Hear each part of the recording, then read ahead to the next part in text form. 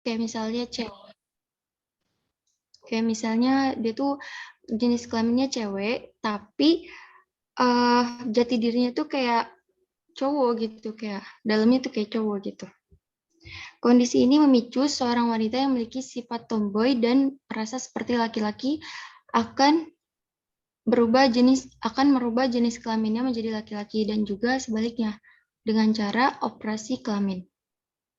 Nah, adapun umat atau bangsa yang terkenal LGBT yaitu umat Nabi Lut, di mana Al-Quran sendiri mengisahkan tentang bagaimana Allah Subhanahu wa taala mengazab dengan azab yang paling dahsyat kepada kaum Nabi Lut yang melakukan praktik LGBT atau melakukan praktik homoseksual.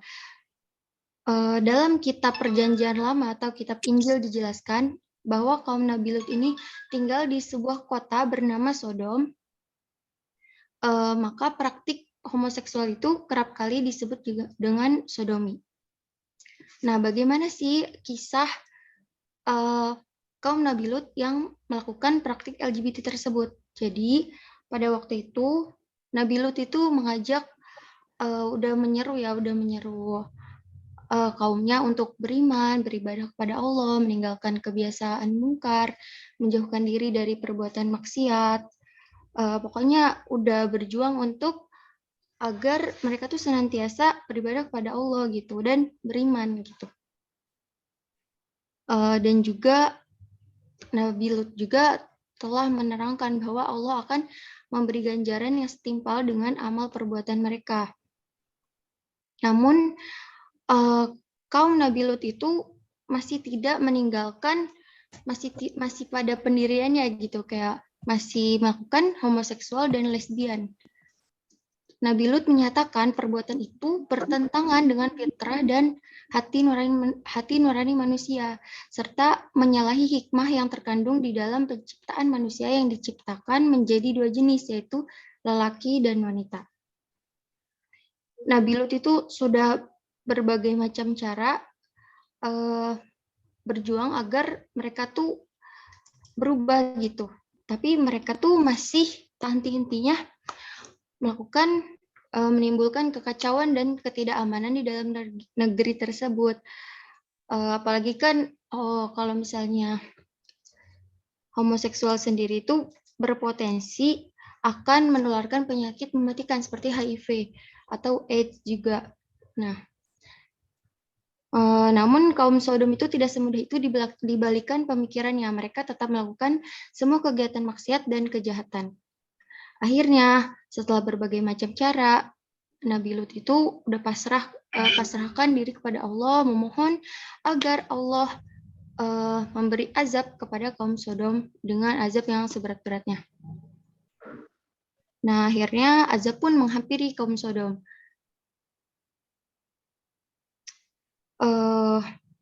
Selanjutnya, tentang Al-Quran juga menggambarkan bagaimana Allah Subhanahu wa Ta'ala mengazab kaum Sodom, yaitu dengan membalikkan negeri Sodom itu kayak dari atas ke bawah, kayak layaknya orang jungkir balik atau terguling. Nah, begitu pula kaum Sodom saat runtuh dan terjungkal. Bagian atas kota itu dulu yang terjun ke dalam laut, sebagaimana dikisahkan dalam Al-Quran. A'udzubillahi minasyaitonirrajim. Bismillahirrahmanirrahim. Falamma jaa amruna ja'alna 'aliyaha safilaha wa amtarna 'alaiha hijaratan min sijilin maudud. Yang artinya, maka tatkala datang azab kami jadikan negeri kaum Lut itu terjungkir balik sehingga yang di atas ke bawah, dan kami hujani mereka dengan batu dari tanah yang terbakar dengan bertubi-tubi. Quran Surat Hud ayat 82. Selanjutnya, apa sih hukum LGBT? Setelah kita mengetahui bagaimana LGBT itu dapat merusak kepribadian, dapat merusak moral dan agama, maka kita juga harus tahu, jadi gimana sih hukum LGBT tersebut. Nah, adapun para ulama sepakat mengharamkan homoseks dan lesbian, terutama ulama fikih. Nah, jika ada yang beranggapan bahwa homoseks dan lesbian itu boleh, maka itu hanyalah ungkapan dari kalangan liberal yang sedikit gitu pengetahuannya mengenai agama. Karena pernyataan tentang dibolehkannya homoseks dan lesbian itu tidak berdasarkan ajaran Al-Quran, hadis, dan ijtihad para ulama yang mumpuni dalam bidangnya. Nah, larangan homoseksual dan lesbian bukan hanya karena merusak kemuliaan dan martabat manusia, tetapi resikonya yang lebih besarnya lagi yaitu homoseksual dan lesbian juga dapat menimbulkan penyakit kanker kelamin atau HIV atau AIDS, filis, dan lain-lain. Nah, demikian pula perkawinan waria yang telah menjalani operasi penggantian kelamin dengan laki-laki yang dikategorikan sebagai praktik homoseksual karena tabiat kelaki-lakiannya tetap tidak bisa dirubah oleh dokter meskipun ia sudah memiliki kelamin perempuan. Nah, tadi pokoknya para ulama udah sepakat ya mengharamkan homoseks dan lesbian, terutama ulama fikih. Lalu selanjutnya bagaimana pandangan pemerintah atau Indonesia ini tentang perbuatan homo dan lesbi? Jadi perbuatan homo dan lesbi itu ternyata bertentangan pula dengan Pancasila dan UUD tahun 1945 serta Undang-Undang Nomor 1 tahun 1974 tentang perkawinan serta KHI bidang perkawinan yang mengatakan bahwa pasangan yang menikah adalah laki-laki dan perempuan, bukan pasangan homo atau lesbi yang melakukan perkawinan bukan pasangan homo atau lesbi yang melakukan perkawinan sebagaimana beberapa tahun terakhir ini. Jadi ternyata sejak tahun 2003 udah ada pasangan sesama jenis yang melakukan perkawinan. Menyebut adanya 4.000 hingga 5.000 orang homo di Jakarta. Sedangkan Gaya Nusantara memperkirakan 260.000 dari 6 juta penduduk Jawa Timur adalah homo. Wah, banyak banget ya yang udah melakukan praktik LGBT ini. Adapun tentang hukuman atau sanksi untuk pelaku homoseks akan dipaparkan selanjutnya oleh Kak Farida. Kepadanya dipersilakan. Oke, terima kasih Kak Alifia atas penjelasannya. Di sini saya akan menjelaskan hukuman atau sanksi bagi pelaku homoseks. Tadi kan sudah dijelaskan kalau homoseks itu disepakati haram oleh para ulama. Nah, di sini ada pun hukuman atau sanksi untuk pelaku homoseks, yaitu ada 3 pendapat. Kak, slide-nya bisa ke bawah. Yang pertama itu harus dibunuh. Sebagian ulama seperti sahabat Nabi, yakni Al-Nasir dan Qasim bin Ibrahim, serta Imam Syafi'i, dalam salah satu riwayat, berargumentasi pada hadis Nabi yang diriwayatkan oleh Nasai dan Ibnu Majah dari Ibnu Abbas, yang artinya, siapa yang kalian temukan melakukan perbuatan kaum Lut atau perbuatan homoseksual, maka bunuhlah pelakunya dan pasangannya karena perbuatan itu. Yang kedua itu dicambuk bagi yang masih bujangan dan dirajam. Atau dirajam itu adalah dilempar dengan batu sampai wafat. Argumentasi yang mereka ajukan adalah bahwa perbuatan homoseks dalam bentuk liwat atau sodom itu termasuk dalam kategori perbuatan zina. Jadi menurut pendapat kedua ini, hukuman terhadap pelaku homoseks itu sama dengan hukuman had atau hukuman zina atau had. Yang ketiga itu diserahkan kepada penguasa.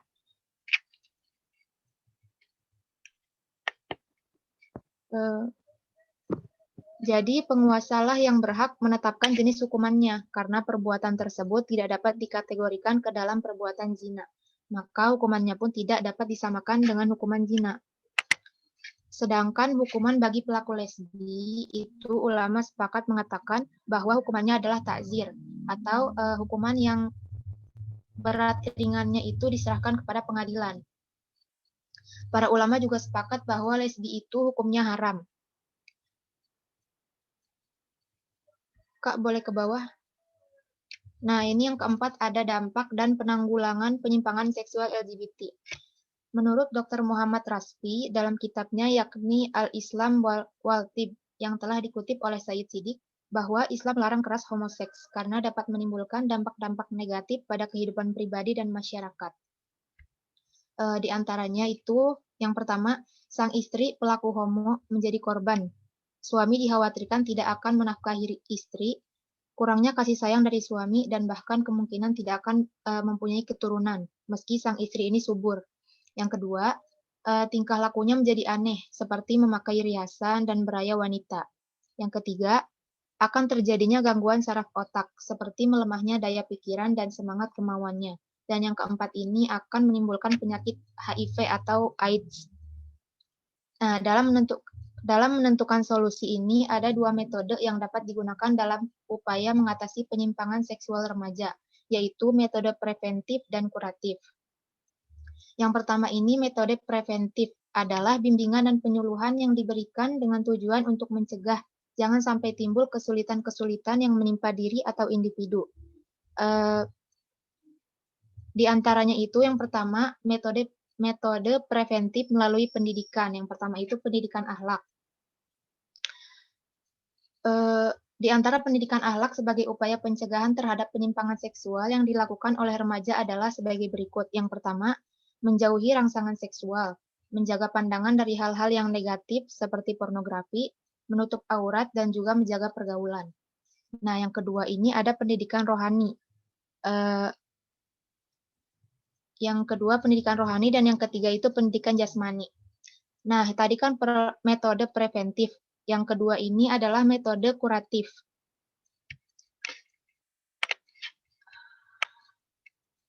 Metode kuratif itu adalah mencegah atau mengatasi kesulitan-kesulitan yang dihadapi oleh individu-individu. Adapun metode kuratif dalam upaya mengatasi penyimpangan seksual remaja agar dapat dijadikan sebagai pedoman untuk keselamatan dan tidak terjatuh dalam penyimpangan nafsu seksual adalah yang pertama itu pendidikan seks. Pendidikan seks ini dalam upaya pengajaran, penyadaran, dan penerangan tentang masalah-masalah yang berkaitan tentang seks, naluri, dan perkawinan. Sehingga jika anak telah tumbuh menjadi seorang pemuda dan dapat memahami unsur-unsur kehidupannya, ia telah mengetahui masalah-masalah yang diharamkan atau dihalalkan. Oleh karenanya, pengetahuan tentang penyaluran nafsu biologis yang sah, praktis, dibutuhkan untuk remaja dalam menjaga dari kesalahan-kesalahan memahami seks. Pendidikan seks yang didasari dengan nilai-nilai Islam akan membentuk pribadi manusia yang dalam penyelesaian terhadap masalah akan selalu mendasarkan pada norma-norma agama yang telah jelas dan gamblang untuk dipaparkan dalam Al-Quran dan hadis. Yang kedua itu ada menikah. Yang ketiga ada hukuman. Jadi hukuman yang diberikan ini itu untuk membuat dia menjadi jerak dan tidak akan berbuat lagi, dan juga sebagai sarana mendidik remaja agar bangkit dari kebobrokan moral yang dibuatnya, menuju pada akhlak yang baik, dan sebagai sarana remaja menemukan kembali jati dirinya sebagai penerus bangsa dan agama. Mungkin cukup sekian yang dapat saya sampaikan. Agar pengetahuan kita tidak stuck sampai di sini, saya akan membuka sesi diskusi, yang mana teman-teman bisa menanyakan, menyanggah, atau memberikan tanggapan terkait materi LGBT ini. Mungkin dari teman-teman ada yang mau bertanya?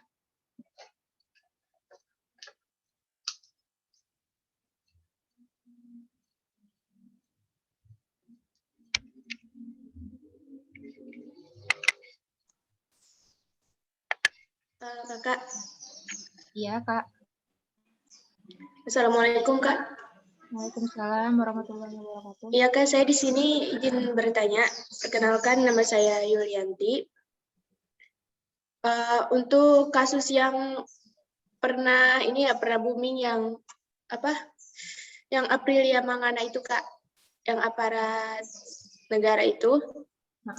Itu kan dia pas kecilnya jenis kelaminnya perempuan, kemudian pas seiring berjalannya usia itu berubah menjadi laki-laki. Nah, itu semuanya menjurus kepada jenis kelamin laki-laki gitu, mulai dari tidak menstruasi, terus dan yang lain sebagainya. Itu menurut pandangan Islam seperti apa, Kak? Oh iya, Kak Yuli. Maksud saya operasinya gitu Kak. Jadi kan dia dari perempuan dioperasi jadi laki-laki gitu. Terima kasih Kak. Dalam pandangan Islamnya ya Kak Yuli. Iya Kak.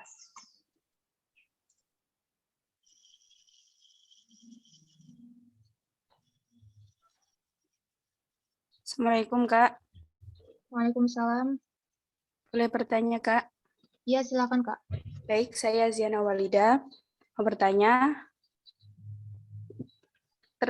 kasus biasanya itu kalau booming-booming di pesantren, biasanya para santri itu kasusnya itu kayak kalau di Jawa Timur biasanya ada mas-masan, mbak-mbakan kayak gitu ya. Jadi kayak karena terhalang peraturan tidak boleh ketemu antara perempuan sama laki-laki, terus peraturan nggak boleh komunikasi, menyebabkan apa itu santri-santri itu seperti itu. Kayak cuma berdua kayaknya gini, kayak seumpama santri putri ya, mbak-mbakan sama satunya adik sama mbak gitu ya. Itu biasanya itu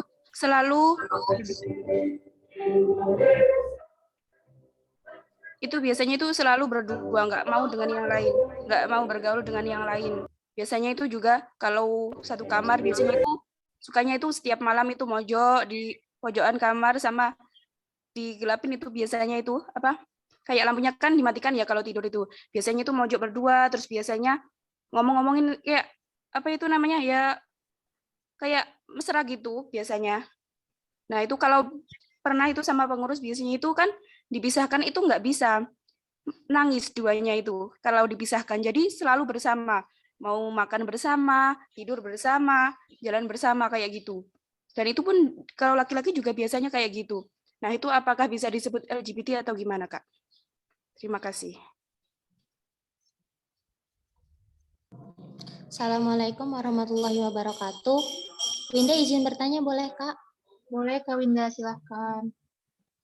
Iya, sebelumnya perkenalkan nama saya Winda Arumsari, saya dari kelompok 8, saya izin bertanya Kak. Sempat ada kasus Kak, jadi Turki itu kan negara Islam liberal yang toleran terhadap gay ya Kak. Ada salah satu ulama, namanya tuh kalau nggak salah Toha, beliau itu punya kebiasaan baru Kak. Jadi beliau itu sampai masuk ke klub gitu, sampai dandan, bahkan beliau itu sampai menjadi penghulu nikahnya antara dua orang yang gay gitu Kak. Nah menurut Winda, kira-kira apa yang dilakuin sama ulama tersebut itu emang benar ada hikmahnya tersendiri yang mungkin Winda belum tahu atau emang salah gitu Kak. Terus pertanyaan yang kedua, yang dilakuin sama ulama itu kira-kira benar gak Kak? Apa jangan-jangan yang dilakuin sama ulama tersebut adalah metode dakwah sendiri untuk kaum gay? Dan yang ketiga, pertanyaan ketiga, Winda izin bertanya, berarti metode dakwah yang pantas untuk kaum LGBT itu seperti apa Kak? Baik, Winda izin bertanya seperti itu Kak. Terima kasih sebelumnya. Mohon maaf, Winda izin off cam soalnya jaringannya kurang memadai di sini. Terima kasih.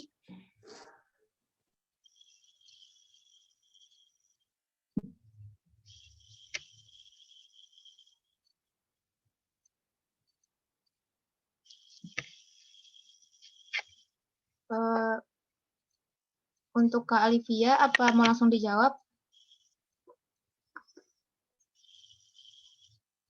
Atau masih ada yang ingin bertanya dari teman-teman?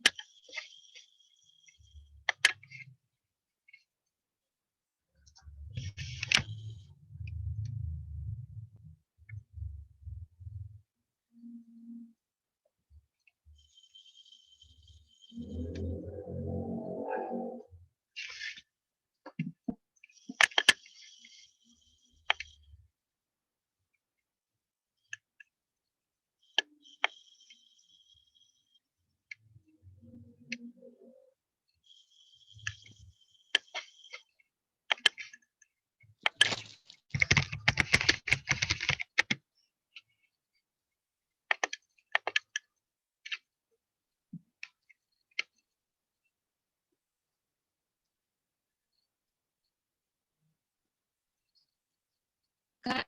Maaf Kak, izin bertanya masih bisa Kak? Iya, Kak Fahmi bisa. Gini Kak, perkenalkan nama saya Fahmi dari Riau.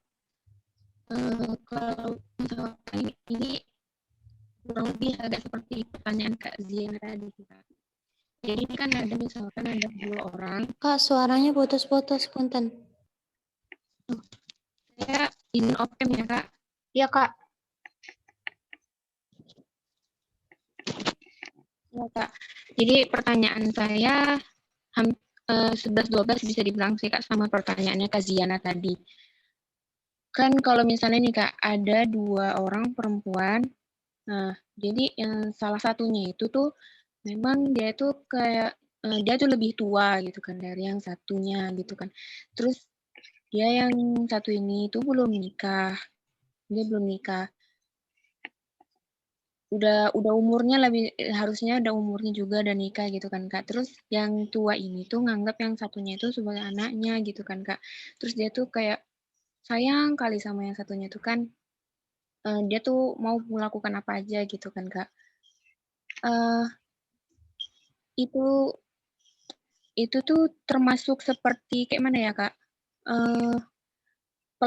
Apa ya bilang pelampiasan karena dia itu belum punya pasangan ke temennya itu tuh atau gimana gitu Kak? Atau dia karena dia nganggep yang satunya lagi itu tuh sebagai anaknya gitu kan. Cuman kalau kayak dia tuh mau melakukan apa aja gitu kan. Maksudnya dia tuh ya kayak misalnya materi gitu kan, dia tuh nggak pernah hitung-hitungan, pokoknya dia sayang kali gitu kan sama itu tuh dia nganggapnya itu anak gitu. Jadi itu tuh bener nggak Kak gitu kan? Boleh nggak gitu dia tuh nganggapnya anak gitu kan? Tapi atau dia tuh kayak dia tuh pelampiasan karena dia tuh belum punya pasangan gitu Kak. Nah, jelas nggak Kak pertanyaan saya? Iya, Kak. Jelas-jelas. Iya Kak, itu aja. Terima kasih Kak. Ya, Assalamualaikum Kak. Masih boleh bertanya atau tidak ya? Boleh, Kak. Silakan. Ya, Hamidah izin bertanya. Ini khususnya untuk yang LGBT ya. Kalau apa namanya? Kalau misalkan yang LGBT atau ada yang ini kan ya, ada yang apa namanya yang menukar kelamin gitu tadi ya sempat disampaikan gitu. Nah kemudian kalau misalkan menukar kelamin gitu yang tadinya laki-laki menjadi perempuan, kemudian perempuan menjadi laki-laki, sebenarnya Hamidah masih agak bingung sih. Terus nanti alat reproduksinya bagaimana ya, berfungsi atau tidak begitu. Terus kemudian kalau misalkan memang mereka berhubungan seksual gitu, apakah ada hormon yang dihasilkan secara tertentu gitu atau gimana Kak? Mohon dijelaskan secara biologisnya ya Kak. Terima kasih.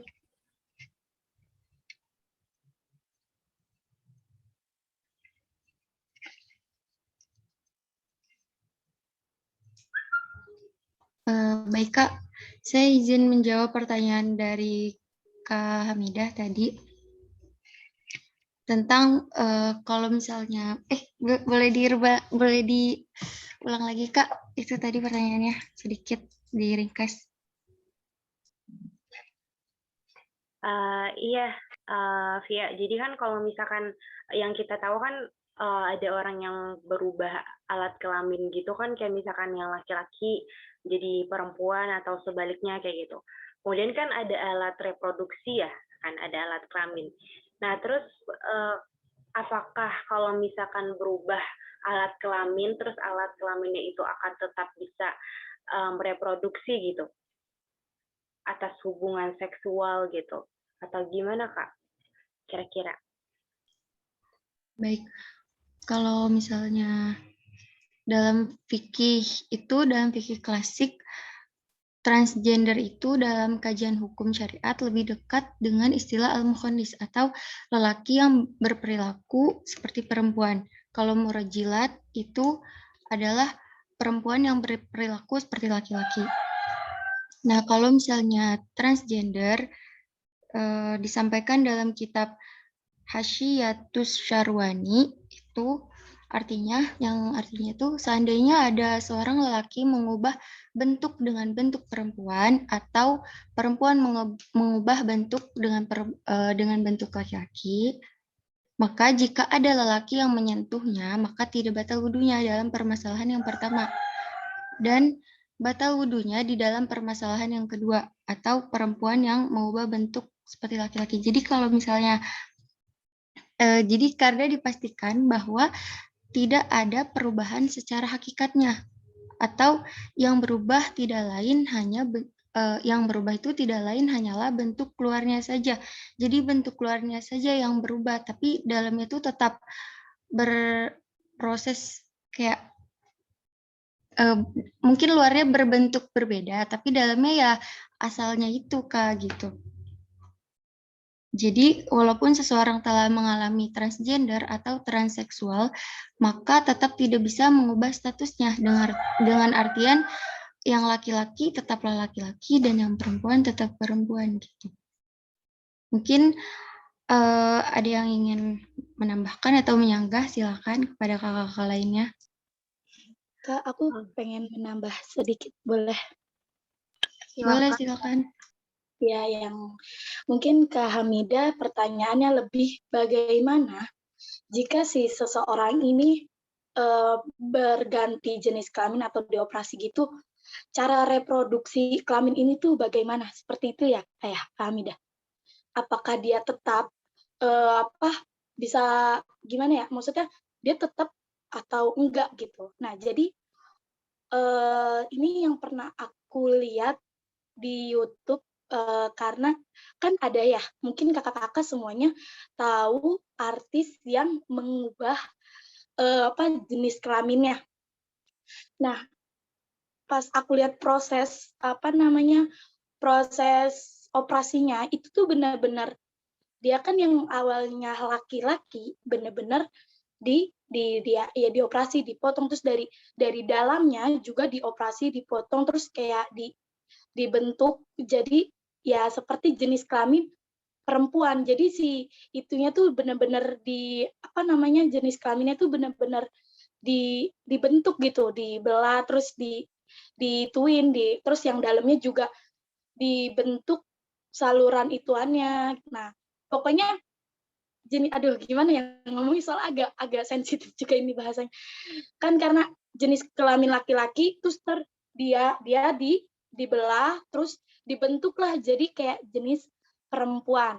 Nah, kalau misalkan yang tadi Kak Yuli ya, kalau nggak salah, yang tentang polisi itu, yang dulunya dia tuh perempuan, tapi makin kesini tuh makin ciri-ciri perempuannya nggak ada, kayak nggak haid, terus kayak segala macam itu sebenarnya di fikih juga ada. Jadi ketika seseorang itu memiliki dua jenis kelamin, kan ada tuh yang memiliki jenis dua kelamin. Nah, si orang itu memilih dan dia lebih identik kemana. Kalau yang polisi itu mungkin dia lebih identiknya ke laki-laki, makanya dia dioperasi.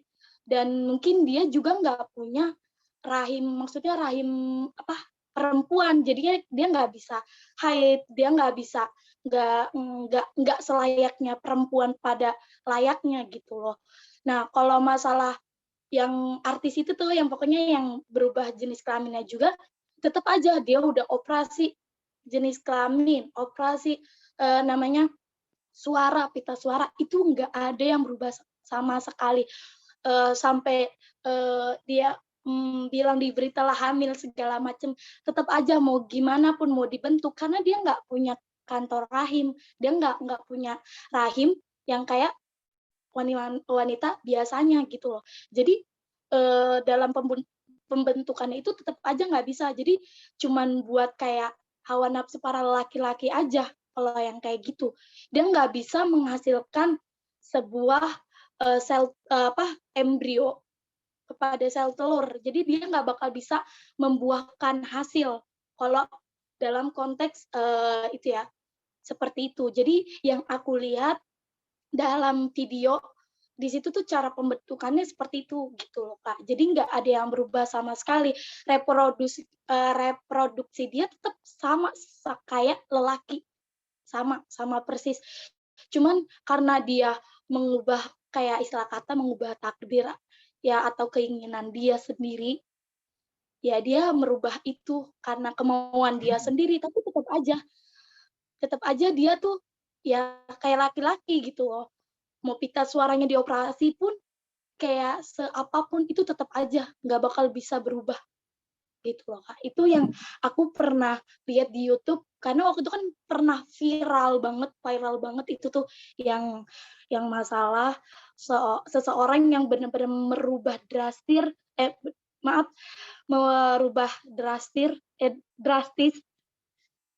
semuanya gitu loh. Ini yang aku itu ya. Jadi dia tetap aja reproduksi dia selayaknya lelaki biasa, walaupun sifat dia menyerupai perempuan. Seperti itu, Kak. Mungkin ada yang ingin ditambahkan dari kakak-kakak dan ibu-ibu sekalian. Baik, terima kasih buat Kak Wilda. Mungkin di sini izin menyimpulkan dari kakak pemakalah, bisa ya? Iya, silakan Kak. Ya, berarti kalau dilihat pemaparan dari Kak Wilda sendiri, tadi terkait pertanyaannya Kak Hamidah dan juga Kak siapa tadi, Kak Hamidah ya, sama Kak Yuli ya. Berarti seseorang yang melakukan transgender atau pertukaran kelamin antara perempuan ke laki-laki atau laki-laki ke perempuan itu bisa berubah dari gambar tampaknya aja, jadi kayak lahirnya aja. Cuman secara dalam kayak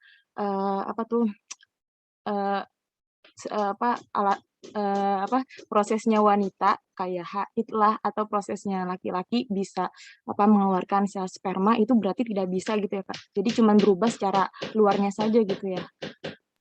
Iya, cuma secara harfiahnya aja lah, cuma ya udah cuma nampak gitunya aja. Tapi dalam-dalamnya mah tetap aja dia laki-laki juga. Ya. Soalnya kemarin tuh sempet teman-teman tahu nggak sih yang beritanya Lucinta Luna itu lagi hamil. Iya, makanya itu tuh aku juga ya. Ya, itu tuh banyak yang terefektif banget para warga. Karena nggak bakal mungkin. Bahkan dia sendiri pun bilang pas itu, ya nggak bakal lah orang. Dia tuh cuman buat iseng-iseng doang, bukan buat nyari sensasi doang. Dia juga sendiri yang bilang gitu. Nggak bakal mungkin, karena dia juga nggak punya rahim kayak wanita-wanita biasanya. Dia tuh cuman mengubah jenis kelamin gitu loh. Sama mengubah kayak layaknya wanita agar mirip gitu. Seperti itu. Kakak Winda izin menambahkan boleh ya? Iya Kak, silahkan. Iya Kak, baik. Terima kasih sebelumnya. Nggak memungkiri dengan canggihnya teknologi, bisa Kak, bisa. Jadi kalau soal rahim gitu-gitu, kan bisa nanti lewat lewat metode-metode untuk hamil itu kan ada berbagai macam ya, dan kebanyakan emang belum masuk ke Indonesia, tapi di luar negeri juga udah. Jadi nggak memungkini sih Kak, pasti bisa dengan kecanggihan teknologi zaman sekarang. Mohon koreksinya ya Kak. Aku menambahkan sedikit ya Pak. Ya, tapi kalau sepengetahuan aku Kak, itu nggak bisa karena lelaki itu hanya memiliki sel telur yang mengeluarkan jenis sperma. Kalaupun dia bayi tabung, dia tuh nggak bakal bisa karena sperma membutuhkan sel telur agar terbentuknya embrio. Karena lelaki itu punyanya sperma, bukan sel telur. Kalau wanita punyanya sel telur, gitu loh Kak. Kalau dalam ilmu kedokterannya ya Kak, mungkin aku juga belum paham sih, maksudnya entah itu dicampur aduk oleh apa gitu, di mix dengan apa juga aku juga kurang tahu, tapi ini sepengetahuan aku nggak bakal bisa karena laki itu memiliki sperma dan wanita pun punyanya sel telur digabungkan menjadi embrio. Itu juga dalam proses bayi tabung gitu loh Kak. Terima kasih.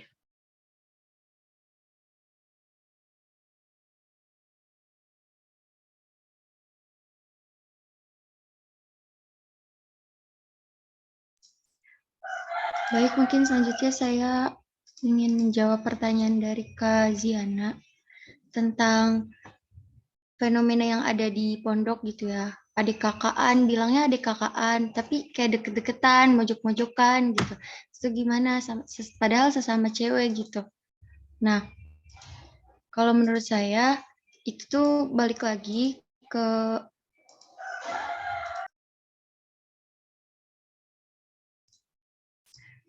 kalau menurut saya itu tuh balik lagi ke merekanya gitu. Kayak misalnya kalau dikatakan lesbian, mereka bisa dikatakan lesbian kalau misalnya mereka salah satu dari mereka itu ada yang berfantasi gitu, berfantasi atau kayak berfantasi seksual gitu atau romantisme terhadap lawan itunya gitu, kayak kepada teman ceweknya itu kayak ada hasrat gitu, kayak timbul hasrat. Yang pertama kalau dia tuh timbul hasrat, maka dia bisa dikatakan lesbian juga. Terus dia tuh kalau misalnya dia bener-bener kayak gak suka cowok gitu, tapi yang dia lihat tuh kayak cewek gitu, kayak padahal dia tuh cewek gitu. Terus dia tuh berfantasi, terus dia kayak ada hasrat gitu, tuh bisa dikatakan lesbian sih Kak. Tapi kalau misalnya kita ngelihat mereka kayak cuma berdua-berduaan aja, mungkin itu masih dikatakan sebagai persahabatan, kayak gak bisa jauh gitu. Mungkin beda yang kita rasakan sama yang dia rasakan gitu. Gimana ya gitu? Mungkin ada yang ingin menambahkan. Menurut saya itu sih Kak. Terima kasih. Kakak izin menambahkan dari Kak Tia, dari Devia, izin ya. Jadi di sini juga kalau menurut aku caranya itu untuk mencegahnya itu adalah dengan tidak terlalu berdekatan. Itu yang pertama Kak. Berdekatannya di sini gimana maksudnya gitu kan? Soalnya kalau misalkan ini ada dari mengenai perbuatan lesbian, para ahli fikih juga sepakat nih mengharamkannya berdasarkan hadis Nabi yang berbunyi la yanzurur rajulu ila auratir rajuli walam ro'atu ila auratil mar'ati wala yaghuddur rajulu ila rajuli fi thawbil wahidi wala taguddul mar'atu ilal mar'ati fi thawbil wahidi. Itu artinya janganlah pria melihat aurat pria lain dan janganlah wanita melihat aurat wanita lain. Dan janganlah bersentuhan pria dengan pria lain di bawah sehelai selimut atau kain. Dan janganlah pula wanita bersentuhan dengan wanita lain di bawah sehelai selimut atau kain.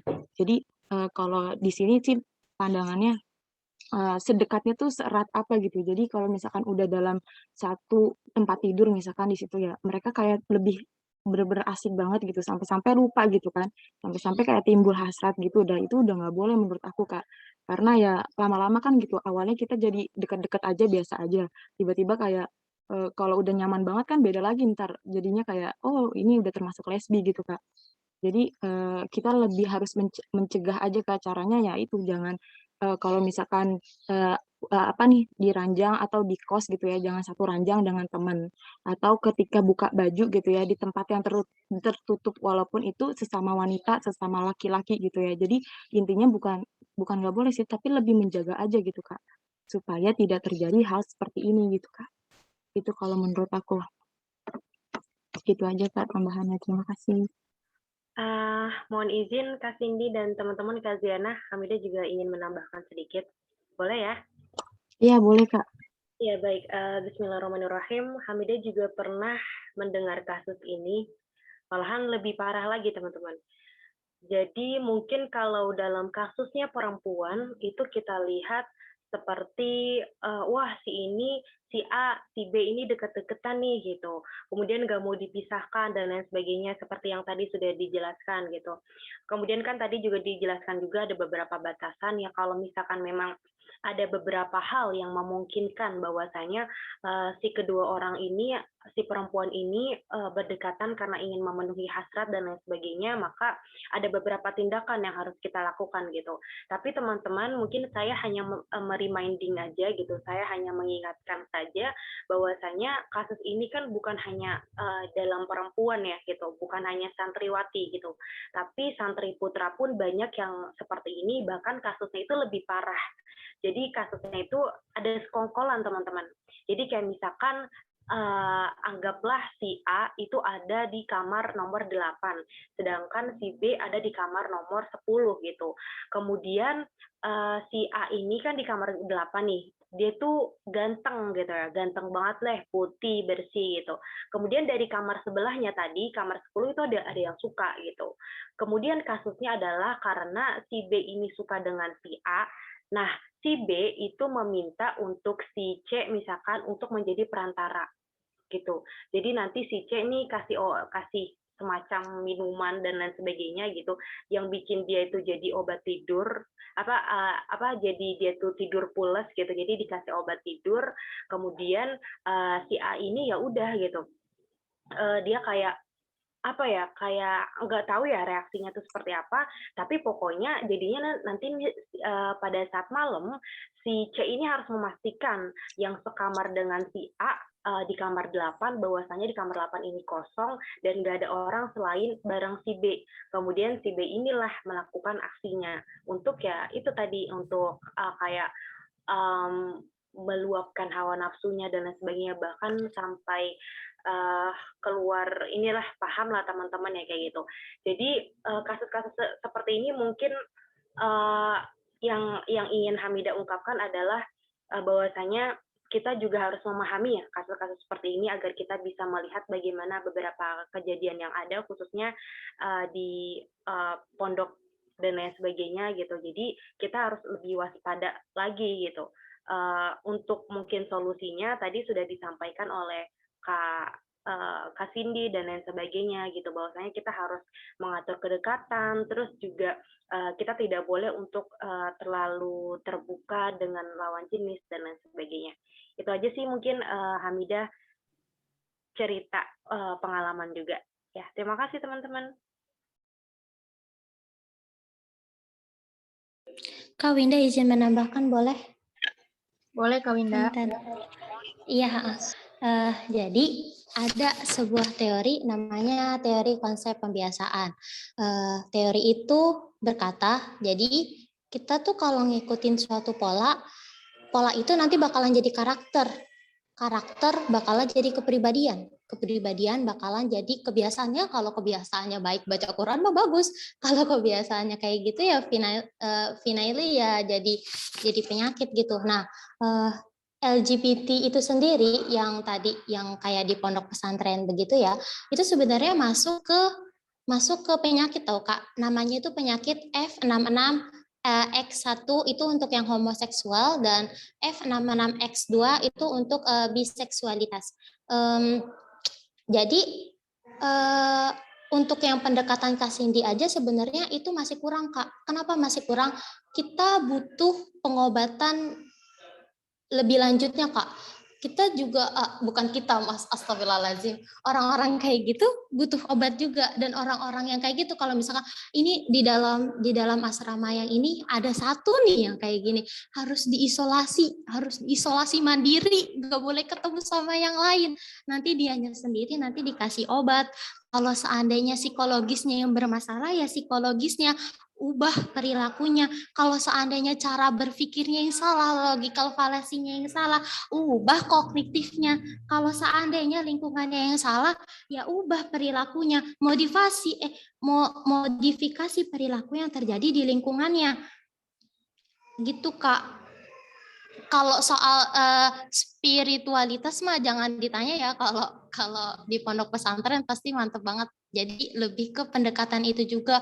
Jadi nggak cukup untuk kita tuh jaga jarak gitu, enggak. Tapi yang terpenting itu isolasi aja satu orang itu. Bukan kitanya yang jaga jarak, tapi isolasi orang yang kayak gitu aja gitu. Mohon koreksinya Ibu dan teman-teman. Baik, Kak Linda, kasih banyak. Sebentar Kak Hamidah, izin sebentar. Jadi tadi yang aku paparkan itu cara untuk mencegahnya sebelum terjadi gitu Kak. Jadi kalau yang dipaparkan Kak Winda mungkin lebih kalau misalkan udah terjadi apa yang harus dilakukan gitu Kak. Itu mungkin ya. Makasih Kak Winda.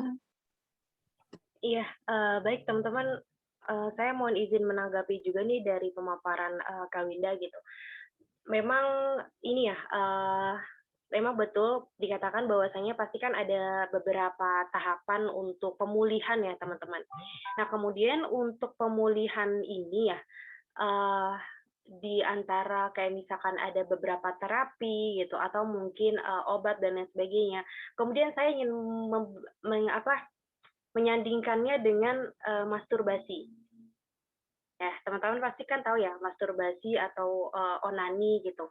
Nah, kira-kira gimana nih pandangan Kak Winda atau mungkin pandangan teman-teman yang lain, Hamidah mau tahu bisa nggak sih kalau misalkan kita sandingkan dengan hal ini gitu? Karena kan mungkin apa ya, ada juga ya orang yang tidak ingin mengeluarkan hasratnya terhadap orang-orang yang memang pada notabene belum halal dengannya atau bukan mahram gitu. Kemudian kan ia melakukan masturbasi gitu. Agar yang pertama masturbasi itu kan juga salah satu benefitnya ya. Benefitnya itu kan adalah agar menghilangkan stres gitu. Kemudian juga bisa menjauhi adanya dia ini melakukan tindakan-tindakan yang merugikan orang lain atau bermaksiat bersama orang lain gitu. Nah, Hamidah mau denger dong dari pendapat teman-teman mungkin gimana nih kira-kira. Ini terkait dengan pemulihan juga mungkin ya.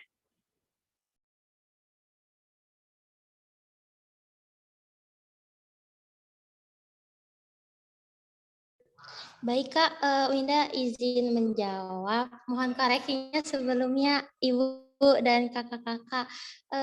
Seperti yang sudah Winda jelaskan tadi, jadi kalau masturbasi itu masuk ke biseksualitas Kak. Masuk ke penyakit F66X2. Jadi itu penyakit dan itu penyakit jiwa masuknya. Ini yang ngomong bukan Winda, ini yang ngomong dokter langsung psikiater terhebat di Indonesia. Jadi ya nggak dipungkiri lagi soal referensinya pasti beliau sangat matang ya, bukan ecek-ecek gitu. Koreksinya Ibu dan kakak-kakak.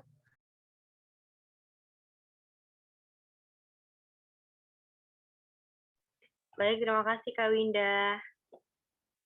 Teman-teman, mungkin ada yang ingin menanggapi. Tadi yang ditanya sama kawannya itu, sama Hamidah, bisa nggak itu menjadi solusi untuk mereka yang memiliki kecintaan terhadap lawan jenis? Itu yang ditanya, Win. Ya Hamidah ya? Ini kira-kira kayak gitu, bisa nggak itu jadi solusi gitu? Karena dia butuh itu, dia udah merasakan itu, dia nggak bisa serta-merta kita lepaskan dari itu kan, harus bertahap. Bisa nggak itu jadi solusi kira-kira, Win?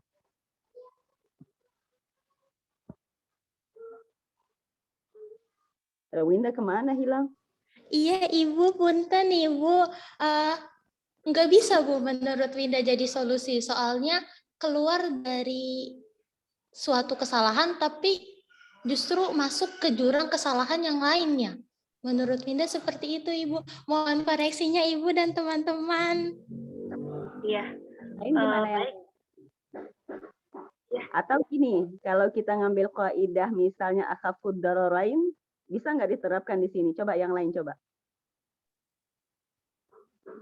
Mana kawan lain nih? Biasanya ini topik menarik pada rame nih.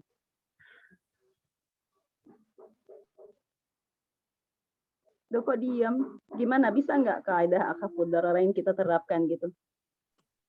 Menurut Cindy bisa, Bu. Bisa ya? Iya. Kalau yang gimana? Iya. Ya, soalnya mohon izin Bu, soalnya setahu saya juga masturbasi ini menjadi apa ya, menjadi beberapa solusi juga ya, Ibu. Kalau misalkan ada beberapa hal kayak misalkan untuk mencegah yang tadi kayak misalkan transgender gitu, atau mungkin kayak hasrat yang besar gitu, tapi kan dia juga belum bisa melampiaskan ke orang lain gitu, meskipun memang ini mungkin penyakit ya, mungkin ini penyakit, cuma kan dibandingkan dengan transgender tadi gitu, mungkin apa namanya, hal ini tuh, masturbasi ini tuh bisa dijadikan tahapan untuk solusi gitu loh. Kan nggak mungkin juga orang tiba-tiba kayak misalkan udah transgender kayak gitu, dia kan juga ambil simpelnya kayak gini. Misalkan tadi yang santriwati itu, dia itu kan sebenarnya karena tidak bisa meluapkan emosionalnya gitu loh, rasa batinnya terhadap lawan jenis, makanya kan dia menarik perhatian gitu, atau dia merasa tertarik gitu dengan teman sejenisnya gitu, atau teman yang paling dekat dengan dia gitu. Ini ada dua hal. Yang pertama mungkin memang dia tertarik dengan perempuan itu sendiri, atau dia berfantasi gitu, berfantasi yang tadi sudah disebutkan bahwasanya misalkan dia punya fantasi lain dalam tubuh perempuan itu dan lain sebagainya. Kan dibandingkan hal ini kemudian melalui beberapa tahapan kayak misalkan dia masturbasi gitu dengan dengan pemulihan diri sendiri gitu. Kemudian dari masturbasi itu ketika rasa transgendernya sudah menghilang, ketertarikan dengan orang lain menghilang, kemudian barulah dari masturbasi ini dicari pengobatannya gitu. Jadi kalau setangkapan Hamidah sih kayak gitu. Mohon izin Ibu koreksiannya. Izin menambahkan sedikit dari paparan Kak Hamidah. Sebenarnya sini juga sejalan dengan pemikirannya Kak Hamidah. Jadi kalau misalkan di sini tuh ada kaidah fikihnya Kak, itu bisa yang berbunyi irtikabu al-khawfi ad-dororo ini wajibun gitu kan. Jadi wajib menempuh bahaya yang lebih ringan di antara dua bahaya gitu. Terus ini ada pendapat dari ulama Hanbali beliau mengharamkan onani, kecuali ini ada kecualinya kalau orang takut berbuat zina karena terdorong nafsu seks yang kuat kan, atau khawatir yang kedua nih, atau khawatir terganggu kesehatannya sedangkan ia tidak mempunyai istri atau budak wanita gitu kan, dan ia tidak mampu kawin, maka ia tidak berdosa untuk berbuat onani. Terus menurut pendapat yang kedua dan ketiga ini, onani hanya diperbolehkan dalam keadaan terpaksa aja Kak. Terus soalnya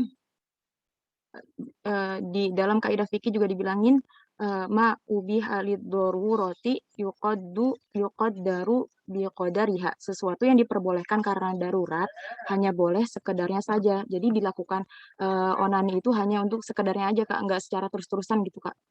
Gitu aja Kak. Terima kasih Kakak. Kalau aku boleh menambahkan. Artinya Cindy tidak menjadi, sebentar ya sayangku, artinya tidak menjadi sebuah kebiasaan sehingga menjadi hal yang bisa menjauhkan kita dari lawan jenis, gitu kan? Iya, Bu. Kurang lebih seperti itu. Oke. Silakan Wilda. Terima kasih, Ibu. Ya, di sini mungkin tadi udah menurut Imam Hanafi, Kak Cindy telah menjelaskan sebenarnya banyak ya imam-imam kayak misalkan Imam Ibnu Hazm, terus mazhab Hanabila, terus kayak itu tuh emang hukum asalnya itu haram. Telah dijelaskan dalam surat Al-Ma'arij ayat 29 sampai 31.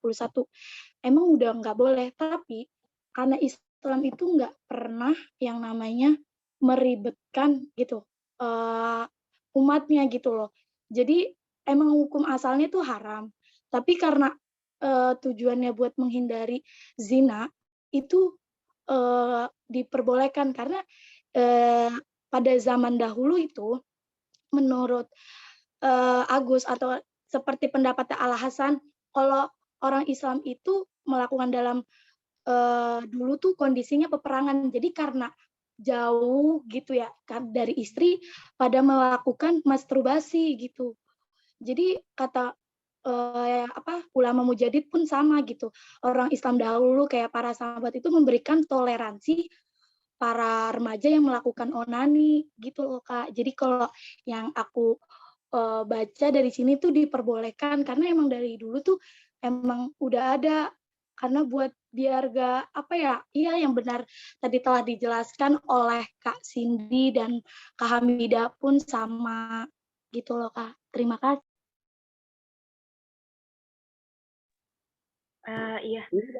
Artinya ilat keharaman itu pada hukum asal terletak di mana, Will? nilai Ilat keharamannya. Keharamannya karena dia tuh haramnya karena apa namanya? Itu ya, saya bingung ngomongnya. Ya ngomong lah, harus ngomong. Karena apa namanya? Jadi karena itu tuh tidak baik buat diri sendiri karena kan berhayal gitu Bu. Biasanya kan orang-orang yang melakukan seperti itu berimajinasi tinggi itu terus saya kurang tahu Bu kalau soal kayak gini. Jadi ilat keharamannya pada hukum asal itu terletak pada kondisinya. Hukum asalnya apa? Haram. Loh, kenapa? Ya kan? Nah, kenapanya itu karena membuka pintu kita kecanduan itu sehingga kita tidak tertarik lagi pada lawan jenis. Nah, itu ilatnya nih, sama dengan maisir. Ilat keharamannya apa ya? Kecanduan, ya kan?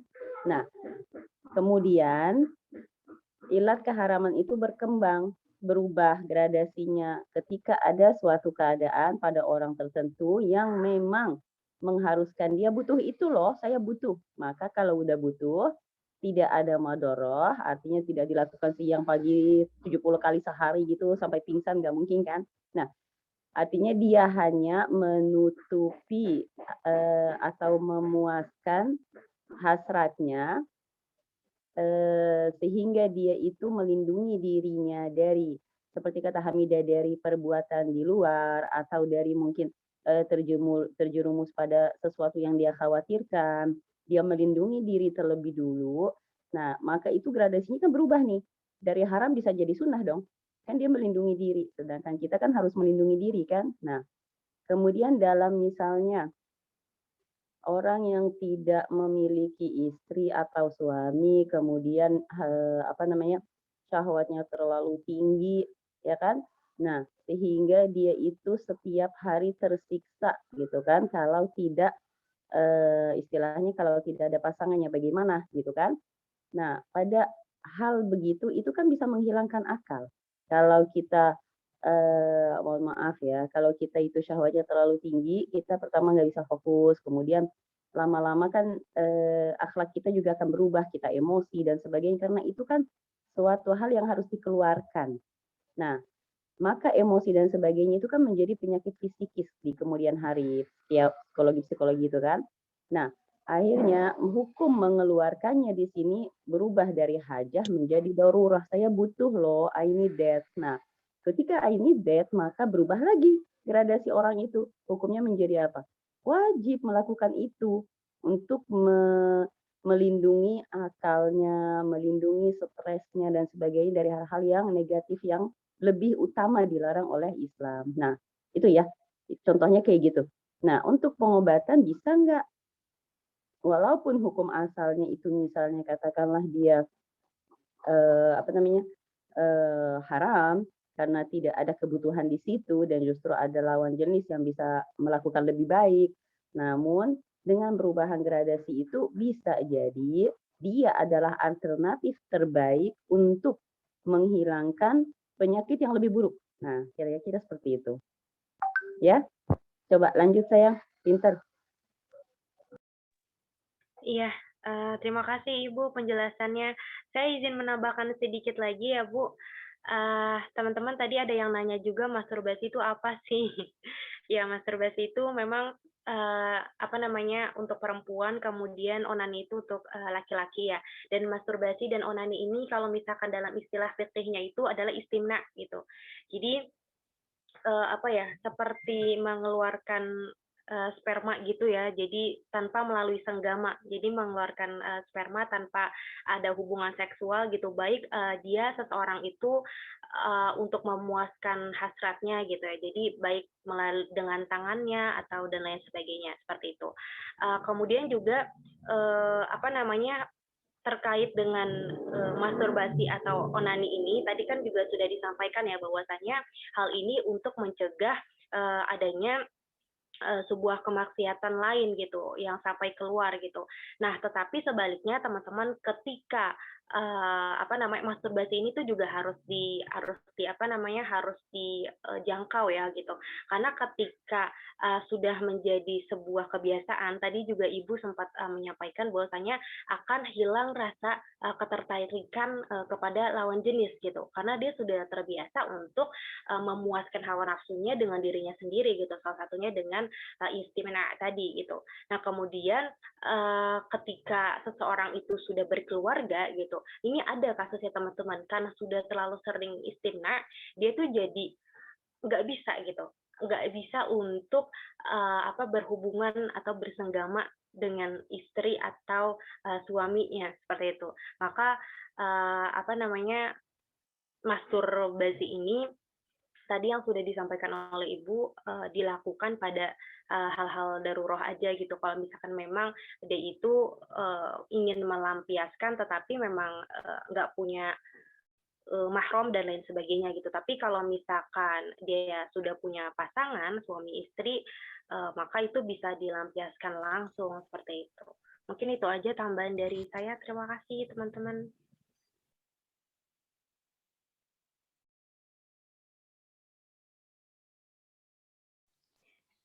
Ya, Assalamualaikum Kakak Pemakalah. Apakah masih bisa bertanya, Kak? Iya, bisa Kak Yunita.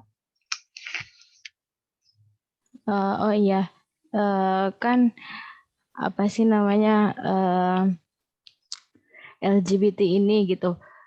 Apakah ada, kan LGBT itu adanya di zaman Nabi Lut ya Kak. Apakah di zaman Rasulullah itu ada Kak? Itu yang pertama. Terus yang keduanya itu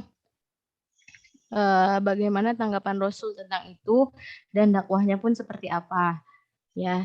Terus pertanyaan selanjutnya itu apa sebab LGBT itu bisa datang ke negara kita kayak gitu. Terima kasih. Wassalamualaikum warahmatullahi wabarakatuh. Waalaikumsalam warahmatullahi.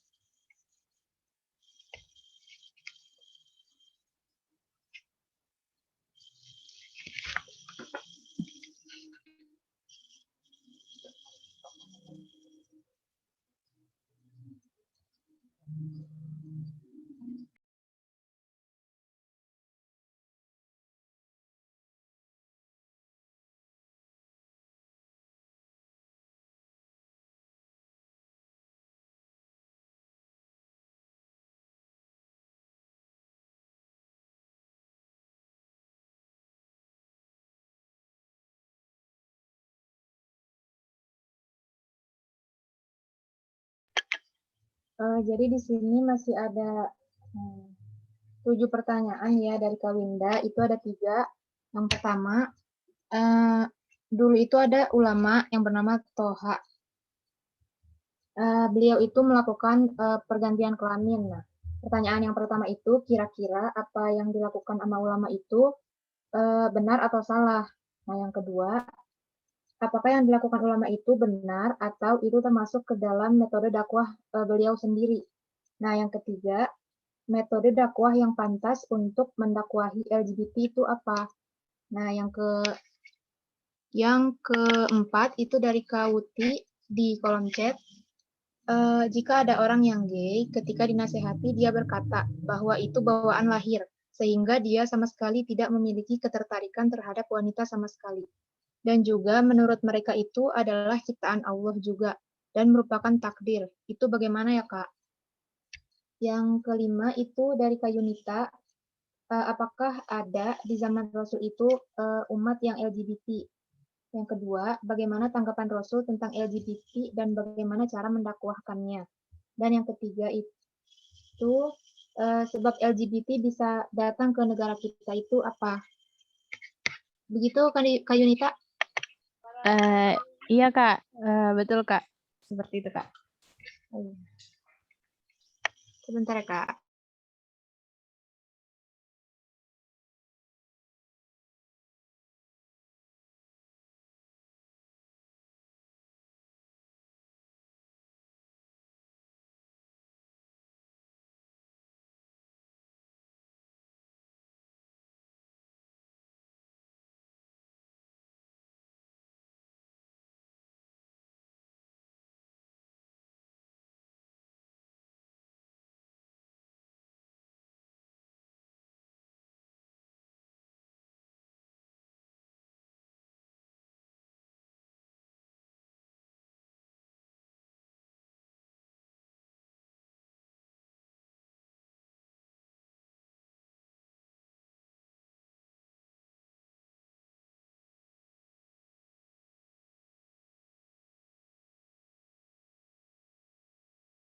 Kak, mohon maaf, tadi yang pertanyaannya Kak Winda tentang ulama yang bernama Toha itu seperti apa ya, Kak? Iya Kak, jadi di sini ada 3 pertanyaan dari Kak Winda. Nah, yang pertama Ya, ini, kira-kira apa yang dilakukan sama ulama itu tuh benar atau salah? Nah, yang kedua, apakah yang dilakukan ulama itu benar atau itu emang metode dakwah beliau sendiri gitu? Yang ketiga, metode dakwah yang pantas untuk mendakwahi LGBT itu apa, Kak? Begitu, Kak.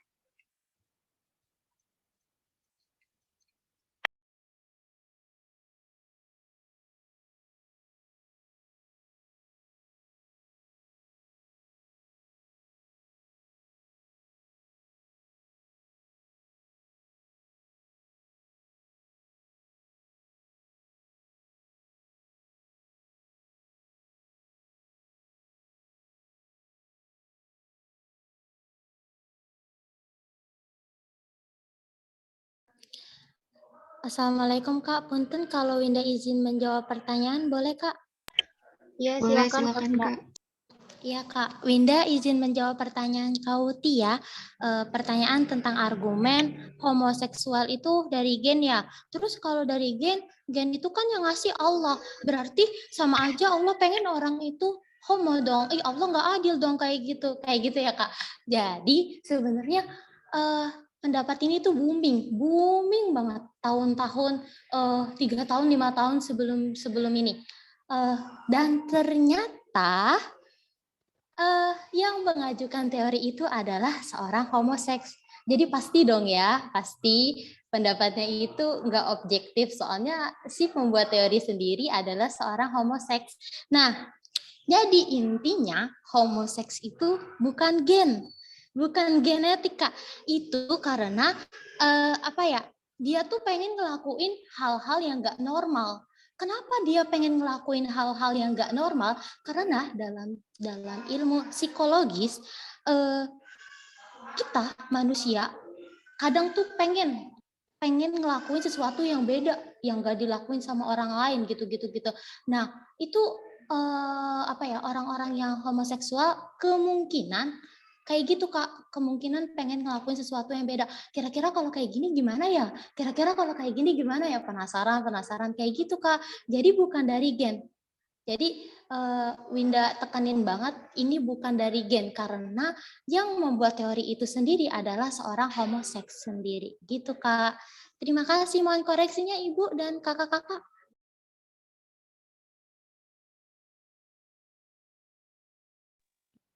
Kakak, aku boleh menambahkan sedikit ya?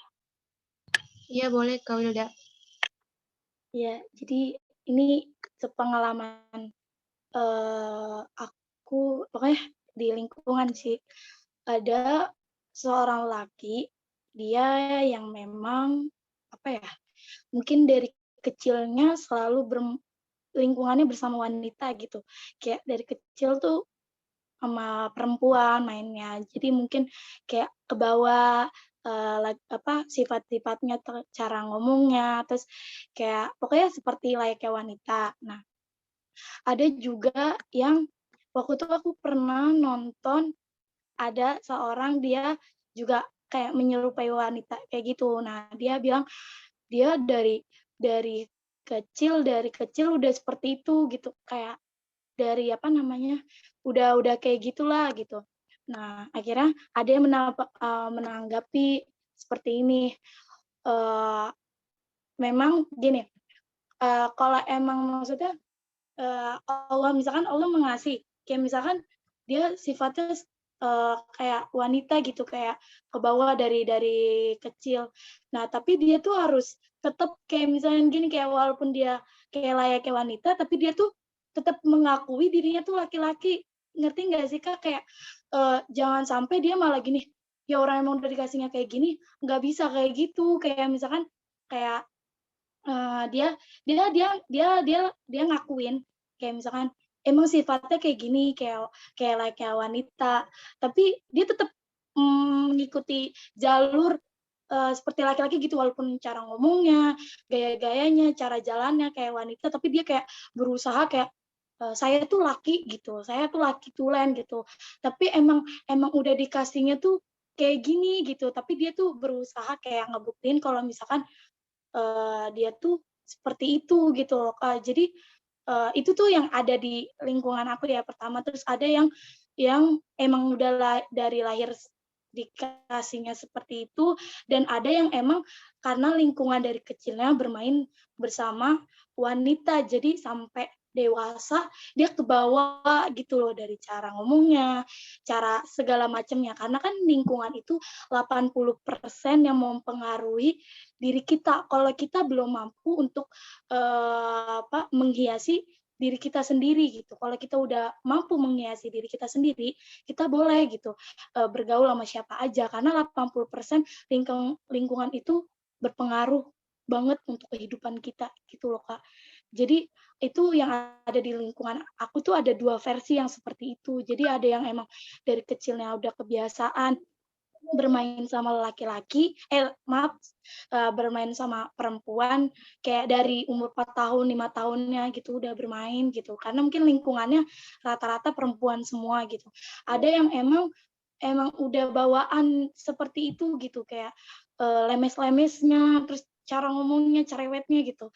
Kayak perempuan kan suka nemuin gitu ya. Mungkin Kakak yang itu ada yang nemuin temen yang seperti itu, tapi dia mengakui kalau dirinya tuh saya laki-laki gitu. Enggak malah dia terjerumus kayak karena udah kayak gini ya udah ikutin aja kayak perempuan begitu. Terus ada emang eh bilang tetangga aku yang memang kena kayak gitu, dia ke bawah juga karena lingkungan. Jadi kayak ke bawah lingkungan, jadi ikut-ikut kayak gitu. Gitu loh, Kak. Jadi mungkin ada tanggapannya dari Ibu dan kakak-kakak sekalian. Ini aku lebih menceritakan pengalaman dalam lingkungan aku sih, Kak. Terima kasih. Jadi walaupun perilaku dia lembut, tapi tetap dia laki-laki ya, berlaku sebagaimana laki-laki, walaupun dia perangainya lembut gitu kan. Iya, iya baik Bu. Jadi kayak dianya juga nyadar gitu, ya emang sifat saya kayak gini, tapi saya laki-laki kok gitu maksudnya. Itu dari dianya biasanya, kalau misalkan dianya emang bersyukur sama atas yang telah diberikan oleh Allah, dia bakal kayak ngebuktiin walaupun emang udah kayak gini, tapi dia insya Allah berusaha walaupun masih ada ya laga-laganya seperti itu gitu. Terima kasih Bu. Keren Wilda.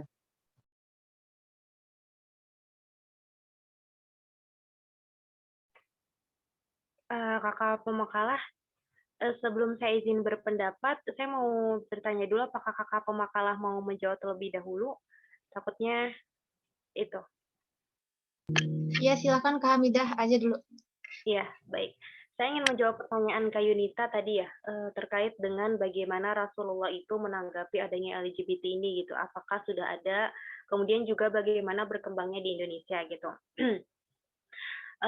Kalau yang saya baca sih, jadi Rasulullah di sini tuh tidak di yang Hamidah baca itu tidak diperjelas apakah ada atau tidak gitu, tapi Rasulullah waktu itu sempat mengkhawatirkan gitu. Rasulullah sempat mengkhawatirkan adanya muncul perilaku kaum Lut pada umatnya. Ini ada di salah satu hadis riwayat At-Tirmidzi bahwasanya Rasulullah bersabda, ya, sesungguhnya perkara yang paling aku takuti pada umatku adalah munculnya perilaku kaum Lut. Itu yang pertama.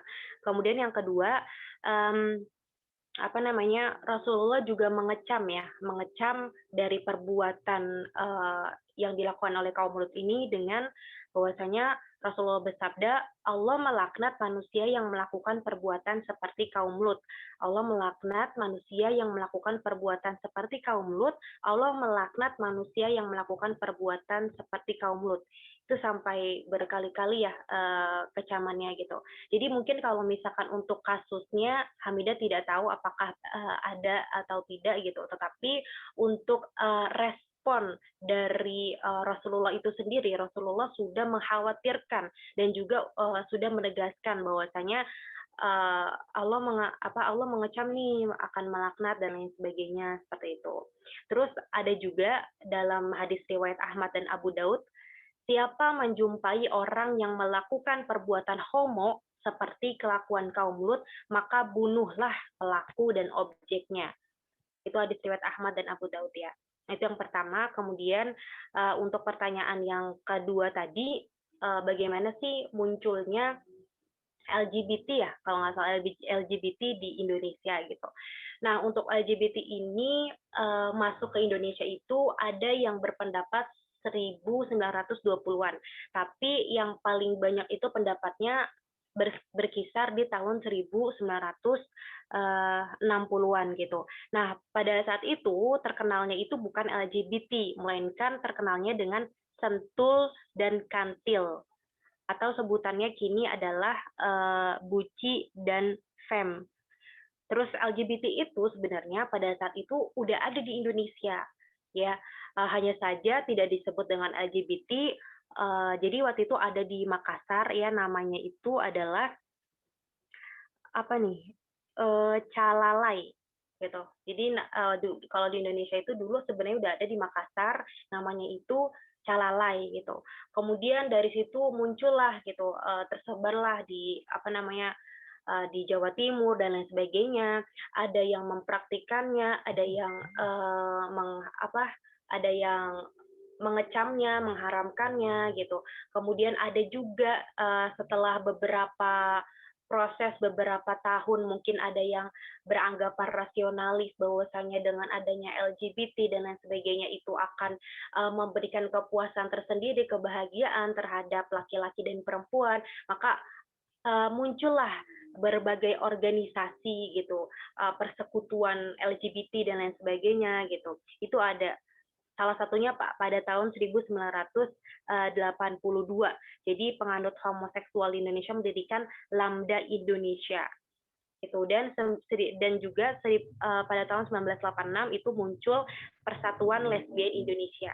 Jadi seperti itu Kak Yunita, ulasan sedikit tentang bagaimana LGBT itu masuk ke Indonesia gitu. Kemudian kalau misalkan untuk marak atau tidaknya ya seperti kita ketahui sekarang ya, bahwasanya budaya-budaya Western gitu, budaya-budaya asing itu kan sudah masuk ke Indonesia gitu. Entah dari kita sendiri yang ke sana, kemudian dari orang Indonesia bawa ke sini, atau mungkin dari beberapa akses media seperti internet dan lain sebagainya gitu, yang memudahkan untuk adanya aliran-aliran ini tuh semakin meluas. Seperti itu mungkin teman-teman. Terima kasih. Baik, Winda izin menambahkan, boleh Kak? Punten. Boleh Kak Winda. Iya, jadi ada Kak kisahnya zaman Rasulullah tuh tentang laki-laki yang kewanita-wanitaan. Jadi ada tuh laki-laki yang kewanita-wanitaan, dia masuk ke Madinah. Nggak tahu pokoknya dari mana, pokoknya ujuk-ujuk ada aja di Madinah. Dia lagi duduk tuh sama sahabat-sahabat Nabi yang laki-laki gitu. Rupanya nih ya Kak, ternyata dia tuh suka sama salah satu sahabat Nabi. Dia tuh tertarik gitu sama salah satu sahabat Nabi Kak. Akhirnya dia, kalau bahasa kitanya mas stalking ya, stalking kira-kira sahabat Nabi ini sukanya apa ya gitu ya, tipe-tipe cewek sukanya, kan sahabat Nabi yang dia sukain kebetulan masih bujang tuh, masih jomblo. Kira-kira dia suka sama cewek yang kayak gimana ya, kira-kira dia suka makanan apa ya, gitu-gitu, dia stalking gitu. Nah udah ketemu tuh Kak, ternyata laki-laki yang dia sukain itu suka sama perempuan yang gendut, yang gemuk. Terus akhirnya yang laki-laki ke perempuan ini ngomong sama sahabat Nabi tadi gini, nanti kalau Allah bukain buat Rasul kota Taif, saya tahu persis di sana tuh ya, di sana ada perempuan yang dia itu perutnya tuh sampai kelipet jadi 8. Jadi ya tau lah, saking gendutnya gitu kali ya, kelipet sampai 8 gitu. Nah itu kan buat buktiin kalau ada laki-laki yang ke wanita-wanita. Nah lanjut lagi, nah pas lagi lelaki kewanita-wanitaan ini ngomong sama sahabat Nabi, Rasul dengar tuh, ternyata ada Rasul di situ. Rasul dengar. Terus tahu nggak ucapan Rasul pada saat itu apa? Rasulullah bilang kayak gini, keluarin orang itu dari Madinah. Pokoknya sampai dia sembuh, dia baru boleh masuk. Jadi tanggapan Rasul kayak gitu, Kak. Nah, terus udah ya. Lanjut ke pertanyaan kedua, Kak Yunita. Winda izin menambahkan lagi. Jadi nggak dari 1960 kalau nggak salah tadi ya Kak Hamidah. Dari 1920-an aja udah ada tuh Kak. Jadi Kakak bisa cari sebuah manuskrip bertajuk Jalan Sempurna. Jadi manuskrip ini, naskah ini tuh tentang kayak ini loh, homoseks yang merajalela di zaman kolonial gitu Kak, tentang seorang priayi mapan begitu. Jadinya ya udah ada sebenarnya ada yang menceritakan tentang dulu di zaman kolonial tuh ada gini-gini dan ini tuh kisah nyata Kak gitu. Jadi Kakak bisa cari sendiri, namanya manuskrip bertajuk Jalan Sempurna. Sekian, mohon koreksinya Ibu dan kakak-kakak. Yes, jadi memang ini timbulnya itu adanya pada tahun 1920-an ya gitu. Cuma memang ramai diperbincangkannya itu pada 1960-an Kak Winda. Seperti itu. Terima kasih teman-teman. Aku boleh. Nggak apa-apa Kak Wilda, aku cuman mau menyimpulkan aja. Duluan aja Kak. Ya, sebenarnya udah dijelaskan ya semua oleh Kak Hamidah tentang terkait, aku lebih ke pertanyaan yang sebab LGBT datang ke Indonesia gitu. Itu awal-awalnya mungkin telah diceritakan oleh Kak Hamidah, dan aku lebih ke kenapa sekarang itu semakin melebar, lebih ke itunya. Karena yang pertama, sekarang tuh udah ada yang namanya kayak sekelompok atau organisasi khusus orang-orang LGBT. Mungkin bahkan ada benderanya, dan sampai ke Indonesia ada tanggalnya, tanggal kayak seolah-olah mau menghormati yang LGBT gitu.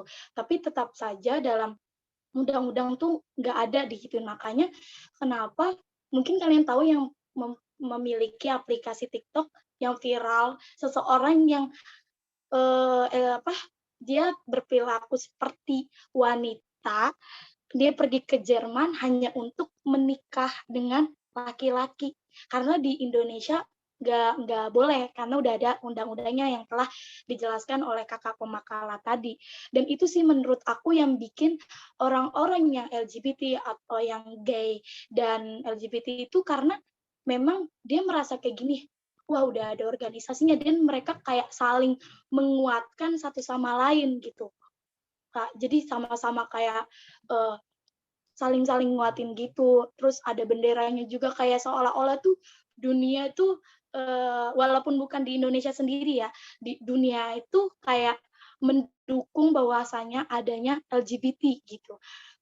Terus kemudian yang aku lihat waktu itu di video TikTok, kenapa dia ada seseorang yang beralasan dia memilih jalan untuk gay karena dia itu terlalu banyak kayak disakitin terus gitu Kak. Jadi kayak udah capek disakitin, akhirnya aku juga nggak tahu itu kenapa bisa seperti itu. Itu alasan dia berubah seperti itu, benar-benar drastis, dan dia memilih jalan seperti itu. Mungkin yang aku bilang itu lingkungan. Lingkungan itu 80% mempengaruhi hidup kita. Jadi kalau kata Pak Haji Rhoma Irama,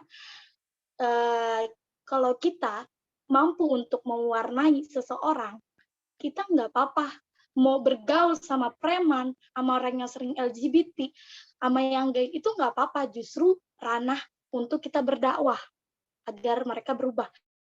Tapi tanda kutip, kalau kita belum bisa mewarnai seseorang, kita hanya buat diri kita sendiri gitu, dalam artian kita belum mampu karena takut kebawa dalam lingkungan seperti itu lebih baik kita menghindari lingkungan yang seperti itu, dan kita memilih lingkungan yang bersama-sama orang-orang alim, orang-orang soleh, orang-orang soleha itu. Jadi lebih ke situ sih. Jadi yang paling kuat karena di sini mungkin udah ada organisasinya, jadi ngerasa orang-orang yang melakukan seperti itu udah punya kekuatan untuk melakukan seperti itu. Terima kasih. Mungkin ada yang ingin menyangga dan menambahkan, Ibu dan kakak-kakak semuanya. Kak Wildah, mungkin ini berkesinambungan dengan tadi pertanyaan Kak ini ya, Kak Winda. Kak Winda tuh sempat bertanya, kira-kira kalau untuk kasus seperti ini gimana sih metode dakwahnya gitu. Tadi kan Kak Winda sempat ini ya, sempat menyinggung yang pesan dari Haji Roma Irama bahwasanya ketika kita berkecimpung di sana kita bisa sedikit demi sedikit untuk mendakwahkan agama Islam gitu. Nah mungkin kalau melihat dari sini, kalau kita lihat tadi sejarah Rasulullah kan menegaskan bahwasanya Allah akan melaknat ya orang-orang yang menyerupai kaum Lut. Jadi kan kalau misalkan kita pelajari metode dakwahnya itu kan lebih ke tanzir ya, yaitu memberikan peringatan. Tapi kalau misalkan kasusnya mungkin sama seperti yang tadi Wilda sampaikan, bahwasanya terkadang itu ada orang yang memilih jalan seperti ini karena punya kondisi mental yang tidak baik seperti itu.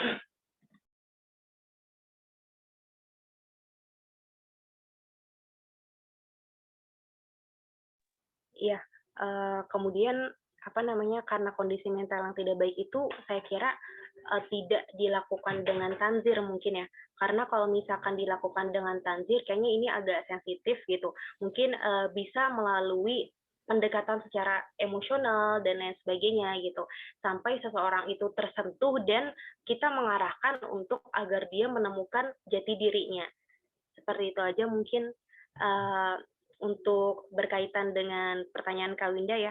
Terima kasih.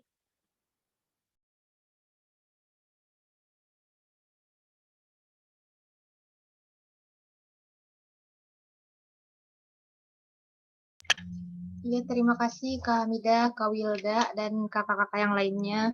Tadi Kak Yunita mau menyimpulkan ya? Atau mau menjawab atau mau menyanggah tadi tuh? Enggak, di sini mau menjawab yang tadi Yunitanya sih, yang jawaban dari Kak Hamidah, Kak Winda, dan Kak Wilda. Jadi intinya LGBT yang datang di Indonesia itu kan udah diiniin ya, udah dikasih tahu, maksudnya tadi tahun berapa dan dapat disimpulkan dari semuanya itu karena adanya kebebasan, maka kebebasan ya dalam bergaul segala macam, maka muncullah sebuah komunitas yang namanya itu LGBT yang awalnya itu kan belum ada. Nah karena bebas-bebas akhirnya ada sekumpulan kaum LGBT dan dari situlah maka yang namanya LGBT ini menyerbak ke Indonesia gitu ya, jadi booming seperti itu ya.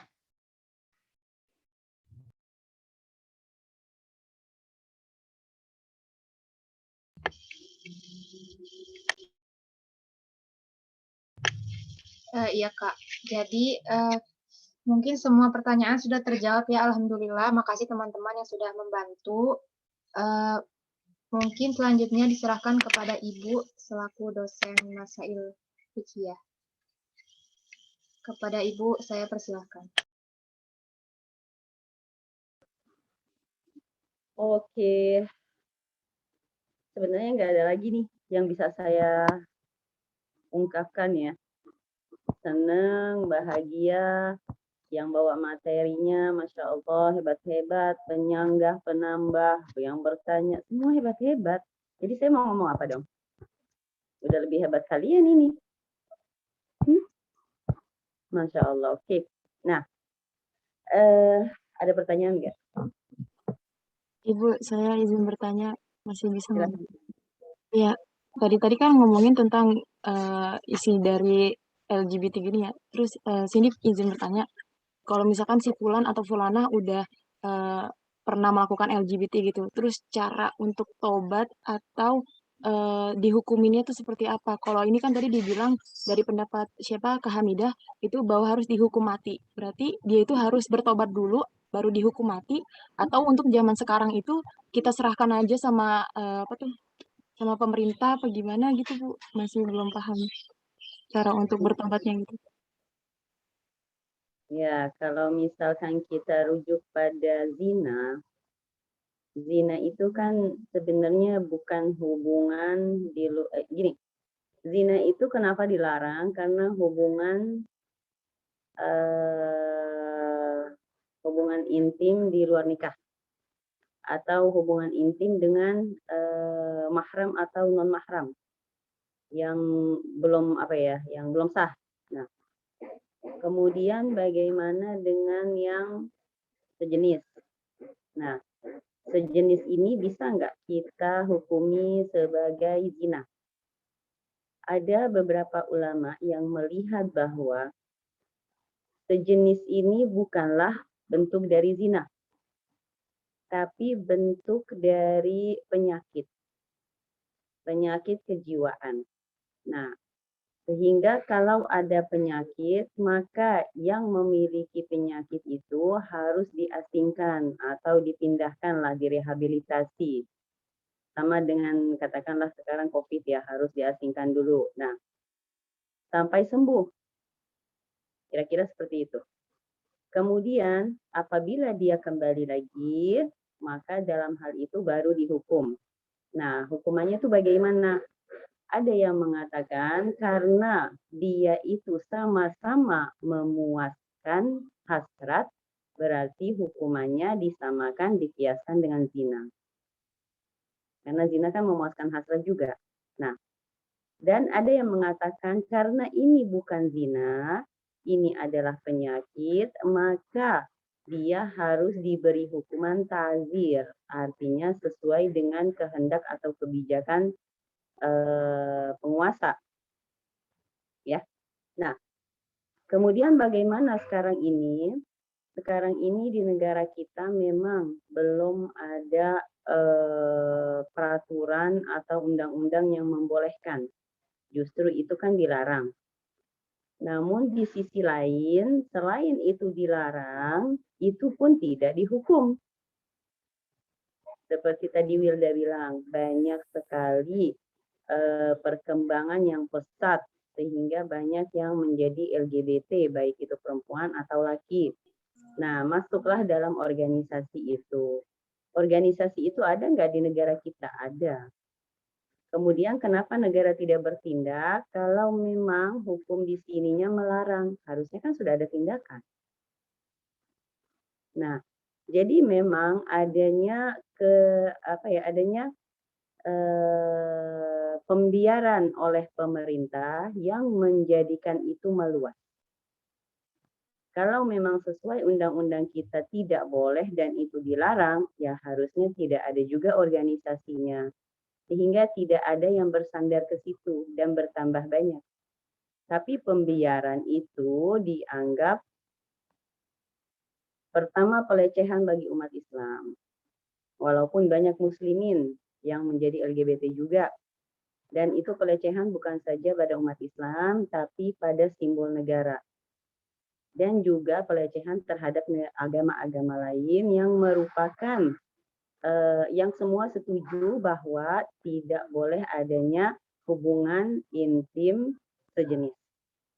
Nah, terus bagaimana untuk menghukuminya? Ya itu tadi, ada beberapa ulama yang mengkiaskan kepada hasrat yang keluar dan kepuasan yang terjadi kepada hasrat dan kepuasan juga yang terjadi pada zina. Maka dihukuminya sesuai zina. Artinya kalau sudah menikah ya dirajam, tapi kalau belum menikah ya dicambuk. Nah, kemudian yang menghukumi bahwa itu adalah penyakit, maka dirujuklah penyakit itu harusnya diapakan, direhabilitasi, dan kalau kembali lagi berarti dia harus ditazir. Nah, tazir ini yang belum kita miliki dalam undang-undang kita.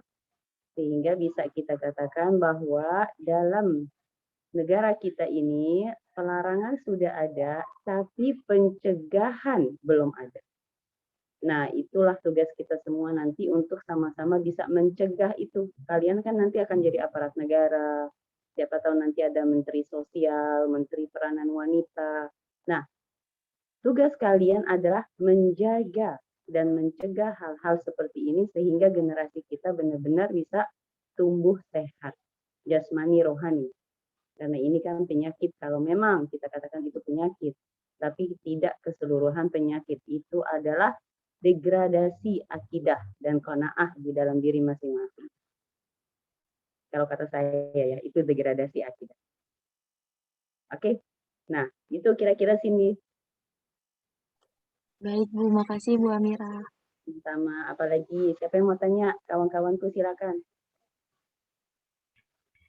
Ibu, mohon izin Ibu. Ya Hamidah.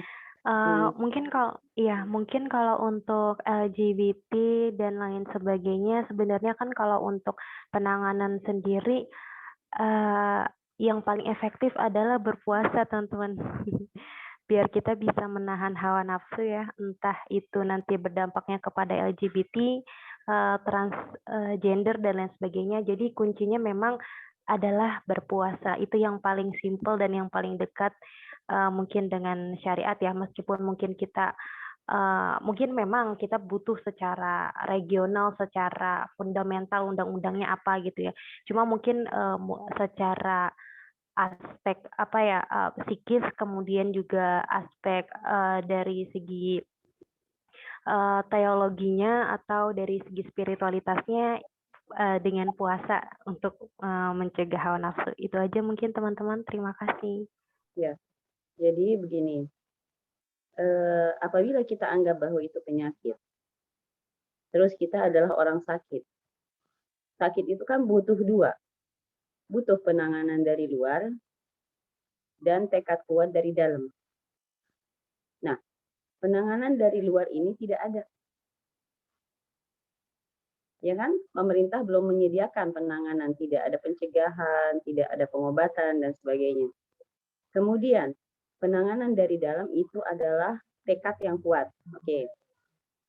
Jadi kalau orang kira-kira kamu dikasih makan yang enak banget, apel lah, mangga lah, apa yang kamu suka. Enak banget pokoknya. Nggak pernah nih kayaknya ngerasain mangga seenak ini. Besok kamu dikasih mangga lagi, iya aku punya mangga nih, mau nggak? Kamu bakal nolak nggak?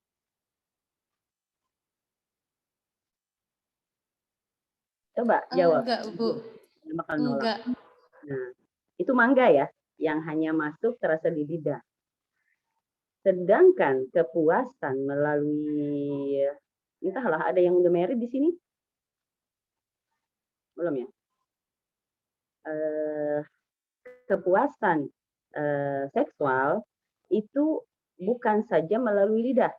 Kalau makan kan kita merasakan enaknya itu lidah aja kan, yang merasa, habis itu kan turun ke perut udah selesai kan, nggak ada rasa manis, asam, pahit, nggak ada kan. Tapi kepuasan seksual itu adalah kepuasan yang datangnya dan dirasakannya dari sekujur tubuh kita. Artinya lebih besar lagi nggak kepuasannya. Rasa enaknya itu lebih lagi kan. Nah, ketika rasa enak lebih lagi, nah mangga aja kamu mau. Apalagi yang lebih enak lagi itu. Ya kan? Pasti kamu mau. Bukan saja ditawarin, tapi justru kamu yang nanya. Kapan lagi dong? Ayo dong. Nah, kira-kira seperti itu. Atau mencari momen untuk mendapatkan itu lagi. Pasti akan seperti itu. Itu kebutuhan. Tapi, kalau kita tidak memiliki penanganan dari luar, tekad dari dalam kita sendiri untuk sembuh tidak bisa serta-merta disembuhkan oleh puasa. Karena seorang yang sakit, dia harus mendapat support, mendapat obat, dan mendapat bantuan dari orang lain. Nah, jadi kalau lingkungan itu bisa menyediakan sarana untuk pengobatan dan tekad yang besar dari orang sendiri itu untuk sembuh, insya Allah sembuh. Tapi kalau lingkungan sekitar mendukung sebaliknya, tapi orang itu tekadnya kuat, lama-lama runtuh. Kecuali dia menjauhi lingkungan itu. Ya, jadi berbeda nih mangga saja, kalian pasti mau. Apalagi yang lebih dahsyat lagi enaknya daripada itu. Nah, jadi memang kita harus sama-sama menjaga. Kadang-kadang yang menjadi korban itu bukan yang besar, tapi yang masih anak-anak. Sehingga ketika masih anak-anak, dia sudah merasakan enak. Dan enaknya itu yang apa ya, yang lebih dari mangga lah, yang lebih dari rasa di mulut saja misalnya gitu kan, enak semuanya tubuhnya misalnya. Dia akan kejar itu. Akan kejar. Bisa dilupakan, bisa. Tapi bisa kembali lagi ketika besar, sangat besar kemungkinannya. Karena tidak akan terlupakan rasa pertama kenikmatan itu. Maka kalau tidak ada pencegahan dari sekitar, entah bapaknya, ibunya, temannya, saudaranya, semua. Pencegahan, apalagi dari pemerintah, orang ini akan runtuh. Dia nggak bisa berdiri sendiri. Nggak ada orang sakit bisa berdiri. Pasti pincang. Pasti bungkuk. Nah, itu kira-kira Hamidah kayak gitu. Puasa tidak seutuhnya menjamin kamu bisa sembuh. Memang iya ada Allah, memang iya kita bertawakal kepada Allah, betul. Tapi juga Allah mengharuskan kita sesama harus menolong. Tidak mungkin orang sakit, dia bangun, dia minum obat sendiri, dia berangkat ke dokter sendiri, dia masak buat dirinya sendiri, tidak mungkin. Apalagi sakit jiwanya. Kebutuhannya itu sudah miring. Kalau udah kebutuhannya miring, ya sudah. Kita harus belokkan begini, bagaimana? Ya datangkan wanita yang bisa benar-benar memuaskan hasrat seksualnya karena dia saat itu butuh itu, maka kawinkan dia. Kalau laki-laki. Kalau perempuan bagaimana? Kawinkan juga. Untuk menutup itu, nah itu salah satu pintu pencegahan. Tapi wanitanya bukan wanita yang masih perawan, yang nggak ngerti apa-apa. Dia akan membenci. Bawakanlah wanita yang memang sudah pengalaman. Atau laki-laki yang sudah pengalaman, artinya janda atau duda, wallahu a'lam, yang penting sudah pengalaman, sehingga apa yang dia butuhkan bisa terpenuhi oleh pasangan sahnya. Nah, itu kira-kira yang bisa kita lakukan sebagai sesama muslim, kalau ada saudara, adik, kakak, tetangga, apapun, kita menikahkan dia dengan orang yang hebat ya, bukan orang yang masih perawan, orang yang masih apa, yang masih sudah belajar, no, tapi orang yang memang sudah hebat, sudah pengalaman, itu. Itu bentuk kita mengobati dia, kita membantu dia. Selain memang tekad dari dirinya sendiri, dia berpuasa, dia bertawakal kepada Allah, insya Allah Allah ubah dia. Nggak ada masalah, Allah perbaiki dia, perbaiki keinginannya, luruskan lagi jalannya. Dan syahwatnya pun akan diperbaiki oleh Allah. Biasanya seperti itu. Nah, kira-kira gitu ya. Oke?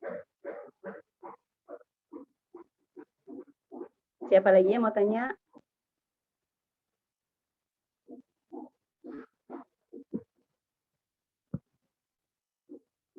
Ada lagi sayangku yang mau bertanya?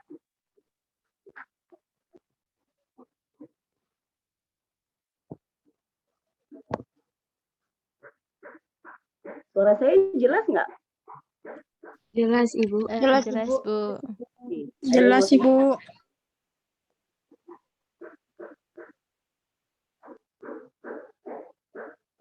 Nggak ada ya? Nggak ada yang mau bertanya lagi? Hamidah, Wil.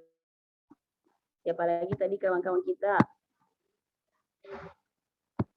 Winda, Uti, ada yang mau tanya? Atau sudah? Yunita, bagaimana? Ada pertanyaan? Kita jamnya sudah lewat atau belum nih? Tidak, Ibu. Sudah, Ibu. Sudah ya? Oke. Iya. Intinya kalian super hebat, Ibu bangga punya kalian.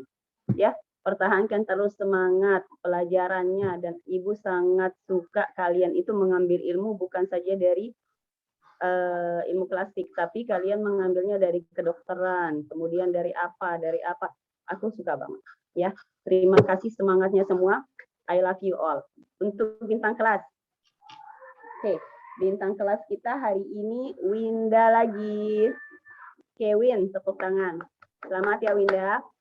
Oke, untuk yang lain, banyak nih yang belum dapet, malu-malu bicaranya. Hayo, semangat ya, kayak Hamidah, kayak Wilda, ke yang lain-lain nih. Banyak yang semangat-semangat ya. Oke, sampai ketemu lagi. Jaga sehat selalu ya sayang. I love you. Assalamualaikum ya. Waalaikumsalam. Terima kasih, Bu. Waalaikumsalam, Ibu. I love you all. Love you too, Ibu. Love you, Cu.